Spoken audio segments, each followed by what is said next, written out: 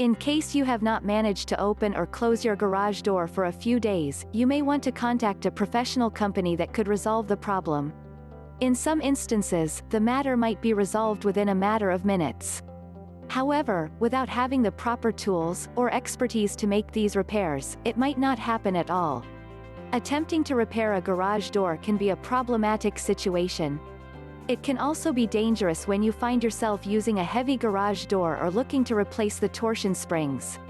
That's why you need to call Expert Garage Door Replacement San Anselmo CA, a trustworthy business which will help you resolve these complaints.